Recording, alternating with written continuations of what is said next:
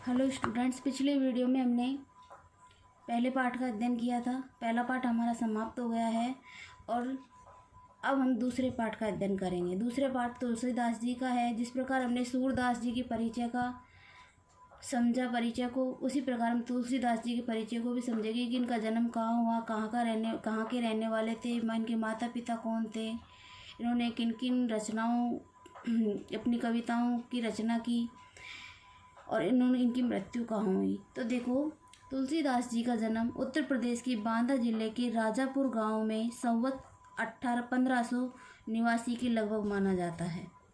इनके पिता का नाम आत्माराम था और एक सूर्यपरायण ब्राह्मण थे। इनकी माता का नाम मुंशी देवी था और कहा जाता है कि जब ये अमुक्त मूल नक्षत्र में पैदा हुए थे, इनके ये जन्म लेते ही 5 वर्ष की अवस्था के समान थे और मुंह में दांत भी निकले हुए थे। तो इनके माता पिता ने भय की आशंका से कि कोई हमारे साथ गलत घटना न घटित हो जाए, जिसके कारण इनको त्याग दिया और उनकी दासी थी मुनिया नामक, उसको इनको दे दिया। उन्होंने इनका लालन पालन किया। इसलिए इनका, क्योंकि माता पिता के त्याग के कारण इनका जो बचपन था वो बहुत ही कष्टपूर्ण बीता। इनके गुरु का नाम नरहरिदास था और इनकी पत्नी का नाम रत्नावली था। कुछ कारणवश इनका वैवाहिक जीवन ज़्यादा दिन सुखी नहीं रह सका, ज़्यादा नहीं चल सका और इन्होंने गृह त्याग कर दिया और घूमते घूमते अयोध्या पहुंच गए। 1631 में इन्होंने रामचरितमानस की रचना की और इसके बाद ये काशी आकर रहने लगे। जीवन के अंतिम दिनों में हनुमान की स्तुति की, जो हनुमान बाहुक नाम से प्रसिद्ध थी।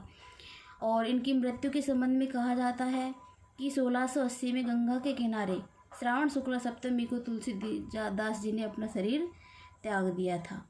ये दास्य भाव को अपनाते थे और इनकी रचनाएं रामचरितमानस, विनय पत्रिका, दुआवली, गीतावली, कवितावली, भैरव रामायण, जानकी मंगल, पार्वती मंगल, वैराग्य संदीपन, कृष्ण गीतावली आदि इनकी रचनाएं थी। आदर्शवादी कवि थे और उन्होंने ब्रज भाषा और अवधी भाषा दोनों को ही अपनाया था। दोनों का ही इन्होंने शुद्ध रूप से ग्रहण किया था। अब इनकी जो रचना की गई है उसमें लक्ष्मण परशुराम संवाद के बारे में वर्णन किया गया है कि लक्ष्मण और पहले तो राम से और फिर बाद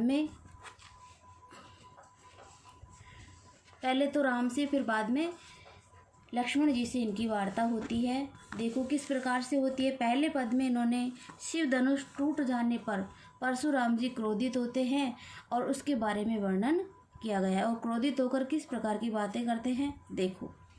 नाथ शंभुधन भजन निहारा, नाथ शंभु धनु भजन निहारा, कि हे नाथ, श्री राम कहते परशुराम जी से कि हे नाथ, शंभुधन शिव धनुष भजन निहारा, तोड़ने वाला, होई ही होगा, के यानी कोई, एक दास तुम्हारा, कि हे नाथ, शिव धनुष को तोड़ने वाला होगा कोई एक दास तुम्हारा, होगा कोई एक दास तुम्हारा, कि शिव धनुष को तोड़ने वाला कोई एक दास तुम्हारा ही होगा।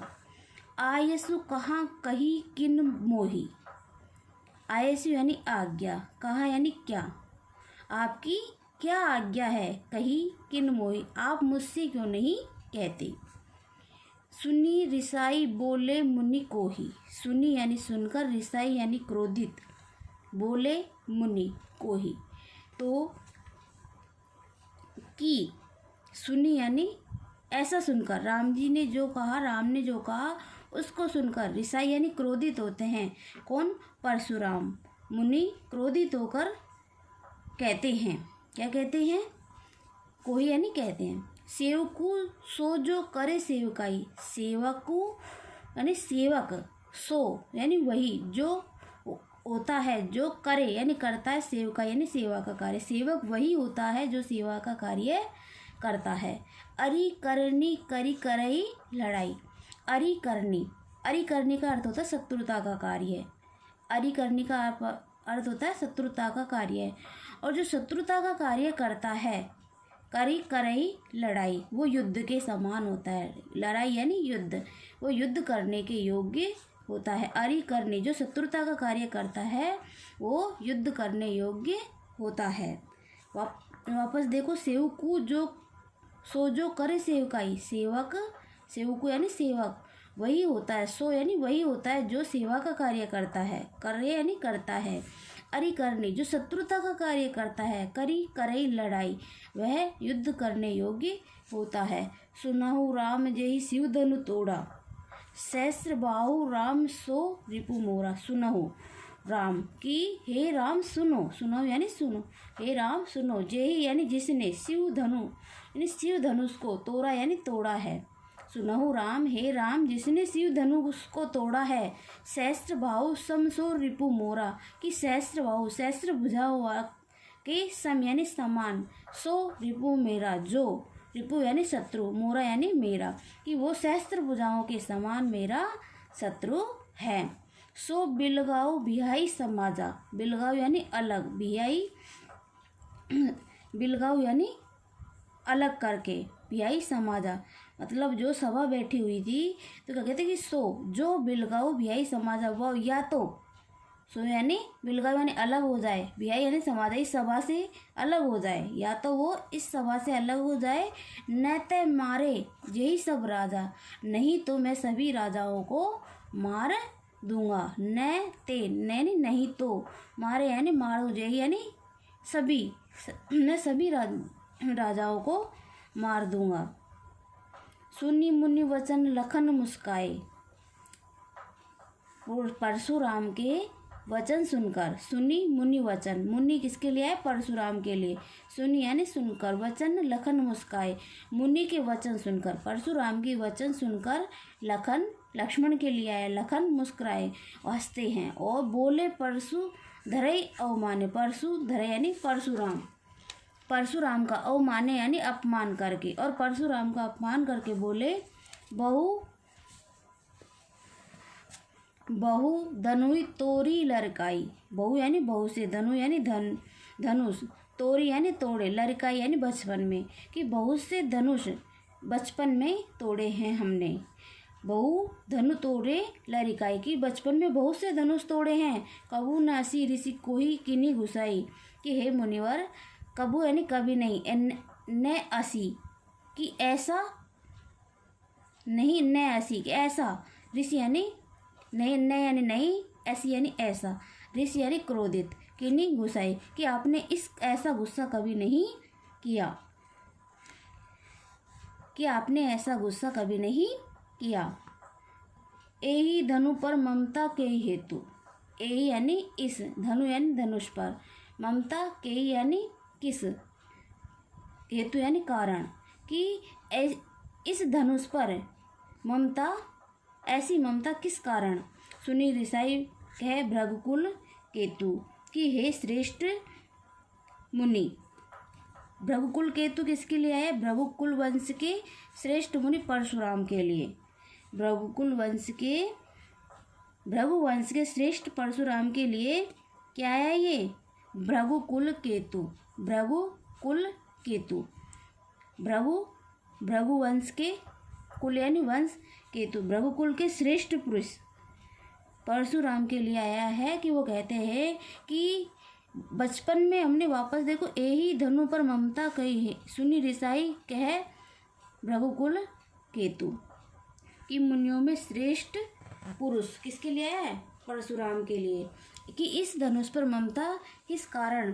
तो ऐसा सुनकर सुनी ऋषाई क्रोधित होते हैं, सुनकर क्रोधित होते हैं भृगुकुल के श्रेष्ठ पुरुष परशुराम, और क्या कहते हैं कि रे नृप बालक कालवश, कि रे नृप बालक, हे राजपुत्र बालक, कालवश काल के वश होकर बोलत तो ही न समार, कि बोलत यानी बोल रहा है तो ही न समार, कि बोलने की तुझे समझ, तो यानी तुझे न समार यानी समझ, कि तुझे बोलने की समझ नहीं है, कि तू काल के वश होकर ऐसा बोल रहा है। हे राजपुत्र बालक, तू काल के वश होकर ऐसा बोल रहा है, तुझे बोलने की समझ नहीं है।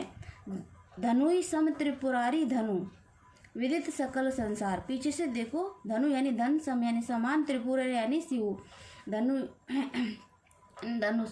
विदित यानी जानता है, सकल यानी सारा संसार, सारा संसार जानता है कि शिव धनुष के समान कोई अन्य धनुष नहीं है। शिव धनुष के समान कोई अन्य धनुष नहीं है। ये कोई छोटा मोटा धनुष नहीं है। वापस देखो एक बार, नाथ संबुदन भजन नियारा होई कई एक दास तुम्हारा, कि हे नाथ शिव धनुष को तोड़ने वाला कोई एक दास तुम्हारा ही होगा। आयसु कहा कही किन मोही, आपकी क्या आज्ञा है मुझसे क्यों नहीं कहते। सुनी ऋषाई बोले मुनि क्रोधी, सुन कर ऋषाई क्रोधित होकर मुनि बोलते हैं, सेवकु जो सो करे सेवकाई, अरि करनी करी करई लड़ाई। सेवक वही होता है जो सेवा का कार्य को करता है, अरि करनी जो शत्रुता का कार्य करता है, वो युद्ध करने योग्य होता है। सुनई राम जय शिव धनु तोड़ा, कि हे राम सुनो जिसने भी शिव धनुष को तोड़ा है, सहस्त्र बाहु समसो रिपु मोरा, की जो सहस्त्र भुजाओं के समान मेरा शत्रु है। सो बिलगाओ यही समाज, या तो वो इस समाज सभा से अलग हो जाए, नेत्र मारे जय सब राजा, नहीं तो मैं सभी राजाओं को मार दूंगा। सुनि मुनि वचन लखन मुस्काए, मुनि के ऐसे वचन सुनकर लक्ष्मण जी हंसते हैं। बोले परशु धरई अवमाने, और परशुराम का अपमान करते हुए कहते हैं, बहु धनु ही तोरी लड़काई, कबू न हसी ऋषि कोई खुआई, कि बहुत से बचपन में हमने बहुत से धनुष तोड़े हैं, लेकिन कभी आपने ऐसा क्रोध नहीं किया। एहु धनु पर ममता के ही कारण, इस धनुष पर आपको ऐसी ममता किस कारण है। सुनी ऋषाई कहे भृगुकुल के श्रेष्ठ पुरुष परशुराम जी ऐसा सुनकर क्रोधित होते हैं। रे नृप बालक कालवश, की हे राजपुत्र बालक तू कालवश होकर ऐसा बोल रहा है, तुझे बोलने की समझ नहीं है। धनु सम त्रिपुरारी धनु, कि शिव धनुष के समान कोई अन्य धनुष नहीं है। विदित सकल सर, यह सारा संसार जानता है। या फिर ऐसे कहो कि यह सारा संसार जानता है कि शिव धनुष के समान कोई अन्य धनुष नहीं है।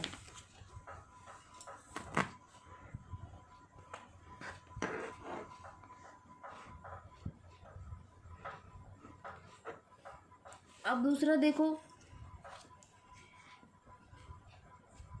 लखन कहा हंसी हमरे जाना। लक्ष्मण जी ने हंसते हुए कहा कि हम जानते हैं, सुनो देव सब धनुष समाना, और सुना है सभी सभी देवों के धनुष समान होते हैं, सभी देवों के धनुष समान होते हैं। का क्षति लाभ जून धनु तोरे, का क्षति क्या, क्षति यानी हानि, लाभ यानी लाभ, जून यानी पुराना, धनु तोड़े, कि पुराना धनुष टूटने से क्या हानि और क्या लाभ। क्षति यानी हानि और लाभ यानी लाभ, जून यानी पुराना, धनु यानी धनुष, तोड़े यानी टूटना। कि का यानी क्या, कि क्या हानि लाभ पुराना धनुष तोड़ने से, कि क्या हानि और लाभ है पुराना धनुष टूटने से। देखा राम नयन के भोरे, कि श्री राम ने तो नए के धोखे से इसे देखा था। छुअत टूट रघुपतिहु न दोषु, कि छूते ही टूट गया, इसमें श्री राम का कोई दोष नहीं है। रघुपति किसके लिए है, श्री राम के लिए, यानी नहीं, दोष यानी दोष, कि इसमें छुअत यानी छूते ही, कि इसमें छूते ही टूट गया, इसमें श्री राम का कोई दोष नहीं है। मुनि बिनु काज करई कत रोसु, हे मुनि, बिनु यानी बिना, काज यानी कारण, करे यानी करते हो, कत यानी रोसु, कितना रोष कर, बिना कारण ही आप व्यर्थ में रोष कर रहे हो, इतना रोष कर रहे हो। बोले चितई परसु की ओरा, बोले चितई परसु की ओरा, कि परशुराम बोले चितई देखकर परसु की ओर, मुनि किसके लिए आया, बोले चितई परसु की ओर, परसु किसके लिए, फरसे के लिए, जो उनके कंधे पे कुलाड़ा रखा रहता है वो उसको फरसा कहा जाता है, तो ये परसु फरसे के लिए ही आया है। बोले चितई यानी देखकर, बोले फरसे की ओर देखकर, परशुराम जी अपने फरसे की ओर देखकर बोले, हे रे सठ सुने सिबाऊ न मोरा, कि रे सठ बालक, सुनई यानी सुना, सुबाऊ यानी स्वभाव, न मोरा, कि तूने मेरे स्वभाव के बारे में नहीं सुना। रे सठ बालक, तूने मेरे स्वभाव के बारे में नहीं सुना। बालकू बोली बधऊ न नहीं तो ही, बालक बोली यानी समझकर, बालक बोली बधऊ न तो ही, कि मैं बालक समझकर तेरा बधऊ यानी वध नहीं करा, तुझे मार नहीं रहा, केवल मुनि जड़ जाने मोहि, कि तू केवल मुझे सामान्य मुनि, सामान्य कोई संत महात्मा समझ रहा है। जड़ मुनि का मतलब होता है सामान्य महात्मा, सामान्य संत वगैरह जाना, कोई सामान्य बाबा जी समझना एक तरीके से, कि मुझे कोई सामान्य आदमी समझ रहा है। बाल ब्रह्मचारी अति कोही, कि मैं बाल ब्रह्मचारी और अत्यधिक क्रोधी, कोही यानी क्रोधी, विश्व विदित क्षत्रिय कुल दोषी, विश्व यानी विश्व, विदित यानी जानता है, क्षत्रिय कुल द्रोही यानी दोषी, कि मैं क्षत्रिय कुल का द्रोही हूँ, कि मैं क्षत्रिय कुल का क्या हूँ, घोर शत्रु हूँ। द्रोही किसके लिए है? शत्रु के लिए। मैं क्षत्रिय कुल का शत्रु हूँ। भुज बल भूमि बहुप बिनुकीनी, कि भुजाओं के बल से, भुज बल यानी भुजाओं के बल से, भूमि भूप बिनु, भूप यानी राजाओं के, अपनी भुजाओं के बल से मैंने राजाओं को भूमि के बिना किया है। विपुल बार मही देवन दीनी, कि विपुल यानी अनेकों बार, विपुल बार अनेकों बार, मही देव यानी ब्राह्मण, दीनी यानी दिया, कि भुजाओं के बल से मतलब राजाओं की भूमि को जीत कर, या उनको बिना भूमि करके, बिना भूमि करने का मतलब उसको जीत लिया, जीत कर अनेकों बार ब्राह्मणों को दान में दे दिया है। सहस्त्र बाहु भुज छेदन हारा, परशु बिलोक महिप कुआरा, कि सहस्त्र भुजाओं को काटने वाला, सहस्त्र बाहु भुज छेदन हारा यानी काटने वाला, सहस्त्र बाहु यानी सहस्त्र भुजाओं को, सहस्त्र भुजाओं को काटने वाला, सहस्त्र भुजाओं को काटने वाला, परशु बिलोकु महिप कुमारा, कि सहस्त्र भुजाओं को में जो मेरा फरसा है वो सहस्त्र भुजाओं को काटने वाला है। परशु बिलोक महिप कुमारा, कि हे राजपुत्र बालक, अपने फरसे को दिखाकर कहता है कि परशु बिलोक महिप कुमारा, कि अपने परशु बिलोक मतलब फरसे को दिखाकर कहता है कि यह मेरे जो फरसा है वो सहस्त्र भुजाओं को काटने वाला है। हे मात पिता जन सोच बस कर सही मही किशोर, कि हे राजपुत्र बालक, तो माता पिता जन सोचो, अपनी सोच के कारण, अपनी मूर्खता के कारण, अपनी सोच के कारण, अपनी मूर्खता के कारण, करसी महिप किशोर, कि उनको तू शोकग्रस्त कर रहा है, महिष किशोर, कि उनको तू शोकग्रस्त कर रहा है। गर्भन के अर्भक दलन परशु मोर अतिगोर, कि गर्भ में ही, क्षत्राणियों के गर्भ में ही शिशुओं का मर्दन करने वाला यह जो मेरा वो है, क्या है, परशु फरसा है, वो अत्यधिक भयंकर और क्या है, भयंकर है, भयंकर और विनाशकारी है। क्या है? भयंकर और विनाशकारी है। क्षत्राणियों के गर्भों में, गर्भक यानी गर्भ में, अर्भक यानी अर्भक दलन यानी अंदर ही मारने वाला, अर्भक यानी बच्चे, दलन यानी मारने वाला, मर्दन करने वाला या मारने वाला। वापस देखो, लखन कहा हंसी हमरे जाना, सुनो देव सब धनुष समाना। लखन ने हंसते हुए कहा कि हम जानते हैं कि सभी देवों के धनुष समान होते हैं। का छतिलाभ जून धनु तोड़े, कि क्या हानि और लाभ है पुराने धनुष को तोड़ने से। देखा राम को नयन के बोरे, श्री राम ने तो इसे नए के धोखे से देखा था। छुअत टूट रघुपति ने दोषों की, छूते ही टूट गया तो श्री राम जी का कोई दोष नहीं। मुनि बिनु काज करे के त्रोसु की, हे मुनि आप बिना कारण ही इतना क्रोध कर रहे। बोले चितु परशु की ओर, और परशुराम अपने फरसे की ओर देखकर कहता है कि रे सटवाल, हे रे सट सुनई सुबानो है, कि रे सट बालक सुनई स्वभाव, कि तुम मेरे स्वभाव के बारे में नहीं सुना है। बालक को बोले बदऊ नहीं तोई, कि बालक समझकर मैं तेरा वध नहीं कर रहा हूँ। केवल मुनि जड़ जाने मोए, कि केवल तू मुझे सामान्य मुनि समझ रहा है। बाल ब्रह्मचारी अति कोई, मैं बाल ब्रह्मचारी और अत्यधिक क्रोधी हूँ। विश्व विदित क्षत्रिय कुल दोषी, सारा संसार जानता है कि मैं क्षत्रिय कुल का शत्रु हूँ। भुज बल भूमि भूप की भूप बिनु कीनी, कि अपनी भुजाओं के बल से मैंने राजाओं को बिना भूमिहीन किया है। विपुल बार मही देव देनी, और अनेकों बार इसे जीत कर मैंने देवताओं ब्राह्मणों को दान में दे दिया है। सहस्त्र बाहु भुज छेदनहारा परशु विलोक देकर परशुराम कहते हैं कि हे बालक, राजपुत्र बालक, यह जो मेरा फरसा देख रहे हो यह शस्त्र भुजाओं को काटने वाला है। राज मात पितु जन महीप कुमार किसके लिए है? लक्ष्मण, राजपुत्र बालक के लिए। महीप कुमार का अर्थ होता है राजपुत्र। क्या होता है? राजकुमार या राजपुत्र, है ना। महीप कुमार राजपुत्र। मातु पितु जनी सोचवश कि मातु पितु जनी अब कि अपनी सोच के कारण तो अपने माता पिता को शोकग्रस्त कर रहा है। करसी मही किशोर कि उनको शोकग्रस्त कर रहा है, मत कर या कर रहा है। गर्भन की अर्भक दलन, गर्भ यानी गर्भ में पल रहे, अर्भक यानी बच्चे, दलन यानी मारने वाला। परशु मोर अति घोर, परशु यानी फरसा, मोर यानी मेरा, अति घोर अत्यधिक भयंकर विनाशकारी। इधर से देखो कि परशुराम जी कहते हैं कि मेरा ये फरसा है वो गर्भ में पल रहे, छत्राणियों के गर्भ में पल रहे बच्चों को मर्दन करने वाला या उनको मारने वाला है। अब ये मैंने 2 पद पढ़ा दिए हैं। अगर नहीं समझ में आते हैं तो आप इनको रिवर्स करके वापस वीडियो को देख सकते हो और पढ़ सकते हो। अब अगले जो पद हैं हम अगले वीडियो में अध्ययन करेंगे। धन्यवाद।